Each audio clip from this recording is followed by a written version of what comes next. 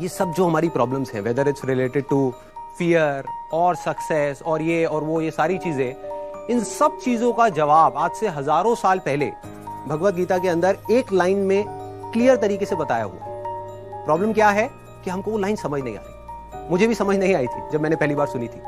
वो लाइन क्या है आप सबको पता होगा कि कर्म किए जा, फल की इच्छा मत कर। जब मैंने पहली बार इसको सुना, मैंने कहा यार कर्म किए जा, फल की इच्छा मत कर, इसका मतलब तो यही हुआ ना कि ये तो बकवास है। क्योंकि आज के टाइम में अगर हम देखें अपने आसपास में तो इसका एग्जैक्ट ऑपोजिट हो रहा है। सबसे ज्यादा मेहनत कौन कर रहा है? एक रिक्शे वाला कर रहा है कि नहीं? और उसको क्या फल मिल रहा है? कुछ भी नहीं। और ऐसे बहुत सारे लोग हैं जो बहुत मेहनत कर रहे हैं, उनको रिजल्ट कुछ भी नहीं मिल रहा। तो खेल है क्या? खेल क्या है कि हम इसको बारीकी से समझ नहीं पाए। मैं भी समझ नहीं पाया था।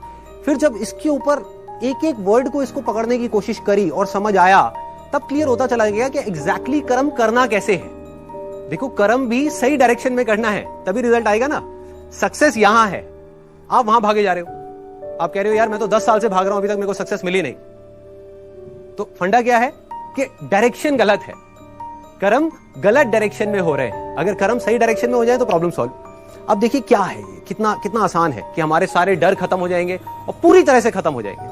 सक्सेस जो चाहिए, जितना चाहिए वो हमको मिल जाएगा। इसका मतलब कुछ लोग क्या निकालते हैं कि कर्म किए जा, फल की इच्छा मत कर, इसका मतलब कि फल नहीं मिलेगा, जबकि ये नहीं है। भगवत गीता में जब भगवान श्री कृष्ण उनको अर्जुन को बोल रहे हैं तो किस लिए बोल रहे हैं? लड़ाई को हारने के लिए, लड़ाई को जीतने के लिए? लड़ाई को जीतने के लिए। वो भी एक इतना बड़ा युद्ध, उसको जीतने के लिए बोला गया है, ना कि हारने के लिए। तो अब देखिए किस तरीके से काम करता है। सबसे पहले देखते हैं कर्म क्या है। कर्म 3 लेवल पे होते हैं। एक है जो हम अपनी बॉडी से करते हैं, जो हम समझते हैं कर्म का मतलब कि जिसको हम मेहनत बोलते हैं। वो कर्म इंपॉर्टेंट है ही नहीं, मैटर ही नहीं करता। मतलब अगर उसकी इंपॉर्टेंस वाइज अगर आप मुझसे पूछो out of 100, out of scale of 100, मैं कहूंगा 1% है उसकी इंपॉर्टेंस। क्या बॉडी से क्या कर रहे हो वो मैटर नहीं करता। फॉर एग्जाम्पल, 2 लोग हैं, 2 लोग एक ही काम कर रहे हैं, एक जैसा काम कर रहे हैं बॉडी से, दोनों ही एक आदमी को मार रहे हैं। एक मार रहा है अपने फायदे के लिए, दूसरा मार रहा है किसी और को बचाने के लिए।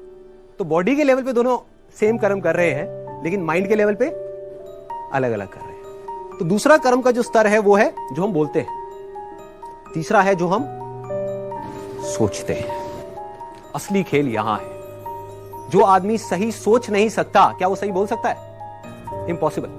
जो सही बोल नहीं सकता वो सही करेगा क्या?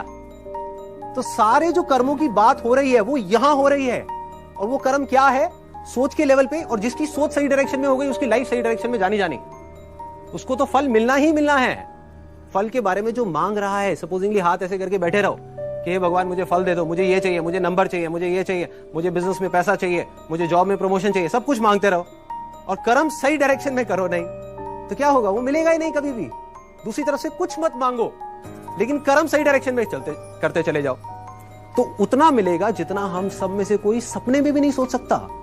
देखो, लाइफ का फंडा पता है क्या है? मेरी लाइफ का एक्सपीरियंस क्या कहता है कि जब तक जो चीज नहीं मिली होती, जब तक सक्सेस की खेल शुरू नहीं होता ना, तब तक तो हमको लग रहा होता है कि यार ये भी हो जाए तो बहुत है, ये भी हो जाए तो बहुत है। एक बार वो खेल शुरू होता है, जब उसका खेल शुरू होता है ना, तो इतना आता है, इतना आता है, इतना आता है जितना हम सपने में भी नहीं सोच सकते। समझ ही नहीं आता कहां से कैसे कैसे आ रहा है।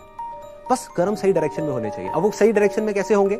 अगर मैं बुद्धि की स्तर की बात करूं, जो उसमें महाभारत में समझाया गया है, 2 जगह है जहां पे आप अपने माइंड को लगा सकते हो। अपनी बुद्धि को हम 2 जगह पे लगा सकते हैं। सारा खेल माइंड का है। सबसे पहले तो हाथ पैरों के कर्मों से ऊपर उठना है हमको, कि हाथ पैरों से आप कुछ भी करते रहो, रियल लाइफ में उठा करके देख लो, वो मैटर नहीं करता। जो बोलते हो वो उससे ज्यादा मैटर करता है, लेकिन वो भी इतना मैटर नहीं करता।